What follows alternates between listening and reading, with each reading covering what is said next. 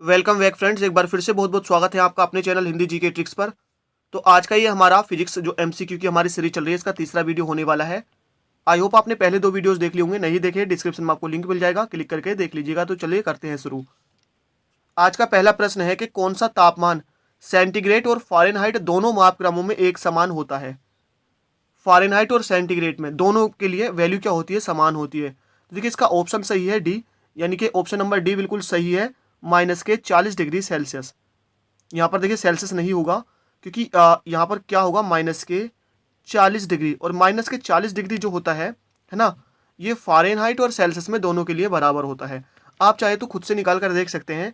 इसका जो समीकरण होता है F = 9c/5 प्लस 32 होता है।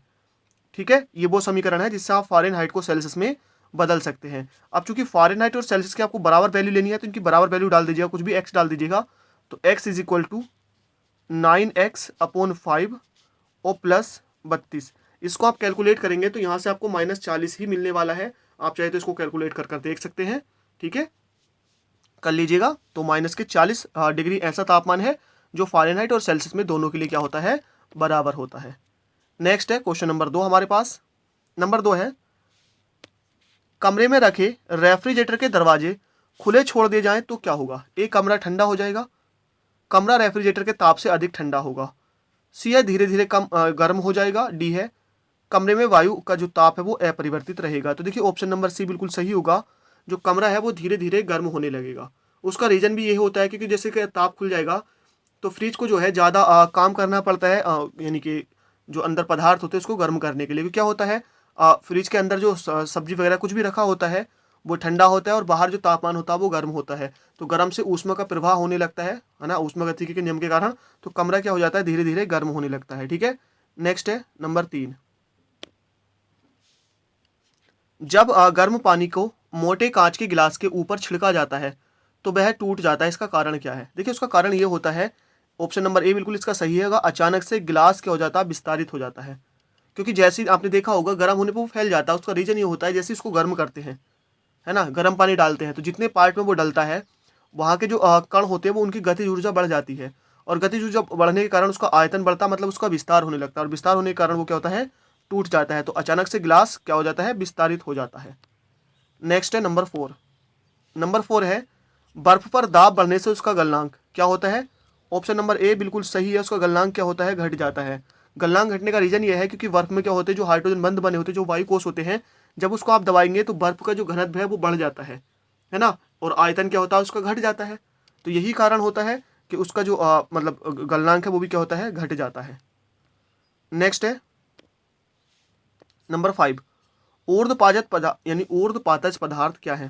देखिए ऊर्ध्वपातज पदार्थ से पहले आपको समझना होगा कि ऊर्ध्वपातन क्या होता है। देखिए ऊर्ध्वपातन, तो जब कोई भी ठोस पदार्थ द्रव अवस्था में आए बिना सीधे ही गैस अवस्था में बदल जाता है तो वो प्रक्रिया क्या कहलाती है, ऊर्ध्वपातन कहलाती है। तो ध्यान रखना है, ऊर्ध्वपातन वो प्रोसेस होता है जिसमें कोई भी पदार्थ लिक्विड फॉर्म में आए बिना सीधे गैस फॉर्म में बदल जाता है, ठोस पदार्थ है ना।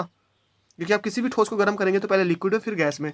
कुछ ऐसे पदार्थ होते हैं जो सीधे ठोस से गैस में बदल जाते हैं और वही पदार्थ क्या कहलाते हैं, ऊर्ध्वपातज कहलाते हैं। कपूर, नेफ्थलीन और तुम्हारा अमोनियम क्लोराइड जो है, ये सारे के सारे ही क्या है, ऊर्ध्वपातज हैं। तो ये बिल्कुल सही होगा। आप इनको किसी को भी ठोस फॉर्म में लेंगे तो ये सीधे क्या होते हैं, गैस में परिवर्तित हो जाते हैं। इनकी कोई राख पाख आपको कुछ नहीं मिलने वाली, बिल्कुल ये गैस बन जाते हैं। ठीक है, नेक्स्ट है नंबर 6। निम्न द्रवों में से कौन सा विद्युत का अच्छा चालक होता है। तो इसका सही जवाब है ऑप्शन नंबर ए, पारा। देखिए आपको यहाँ पर पानी मिलेगा, पानी तो वैसे ही विद्युत का कुचालक होता है, शुद्ध पानी है ना। ईथर है ना, ईथर क्या होता है, आर होता है। बेंजीन C6H6 इसका सूत्र होता है, यहाँ स्ट्रक्चर इसका ये बनता है। अभी मैं आपको दिखाता हूँ ना, ये स्ट्रक्चर बनता है इसका। और पानी क्या होता है आपका, H2O होता है। और पारा क्या होता है आपका, Hg। देखिए इन सबको आप देखेंगे तो पारा ही क्या है, एकमात्र धातु है।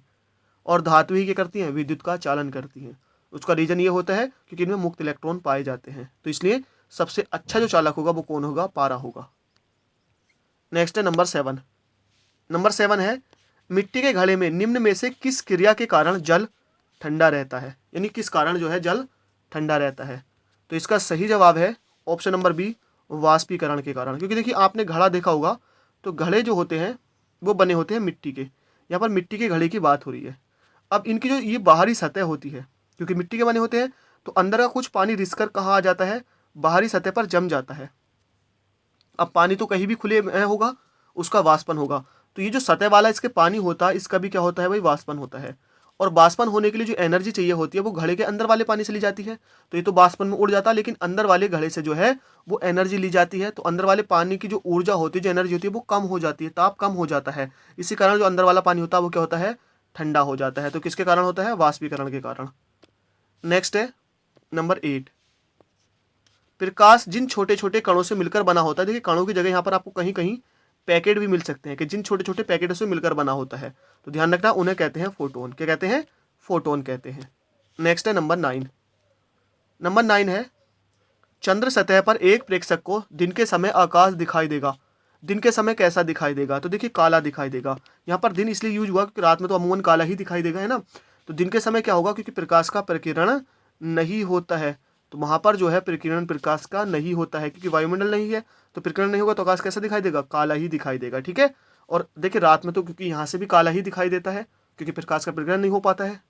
नेक्स्ट है नंबर 10, समान आवेशों में होता है। समान आवेश का मतलब है चाहे तो प्लस प्लस आवेश हो या माइनस माइनस आवेश हो। प्लस आवेश दो प्रकार के होते हैं, धनावेश और ऋणावेश। तो इनमें होता है विकर्षण, विकर्षण या फिर आप कह सकते हैं प्रतिकर्षण। ठीक है। तो समान आवेशों में क्या होता है, प्रतिकर्षण होता है। क्यों, क्योंकि समान आवेश एक दूसरे को प्रतिकर्षित करते हैं। इसे इधर को प्रतिकर्षित करेगा और ये इधर को, ये इसे इधर को, ये इसे इधर को। तो चाहे माइनस माइनस हो या फिर प्लस प्लस हो, एक दूसरे को क्या करते हैं, प्रतिकर्षित करते हैं। हाँ, अगर अलग अलग आवेश होते, सपोज करिए ये प्लस और ये माइनस, तो ये एक दूसरे को आकर्षित करते, मतलब ये आवेश इसे अपनी तरफ खींचता और ये आवेश इसे अपनी तरफ खींचता। तो विपरीत आवेशों में आकर्षण होता है और समान आवेशों में क्या होता है, प्रतिकर्षण या विकर्षण होता है। तो फ्रेंड्स आज के इस वीडियो में इतना ही। हमने 10 क्वेश्चन से कंप्लीट कर लिए हैं। इसका जो फर्स्ट और सेकंड पार्ट है वो उसका लिंक आपको नीचे डिस्क्रिप्शन में मिल जाएगा। अगर आपको देखना है तो क्लिक करके आप देख सकते हैं। बाकी वीडियो पसंद आई हो तो इसको लाइक कीजिए और चैनल को अभी तक आपने सब्सक्राइब नहीं किया तो सब्सक्राइब कर लीजिए। Thank you for watching. मिलते हैं नेक्स्ट वीडियो में।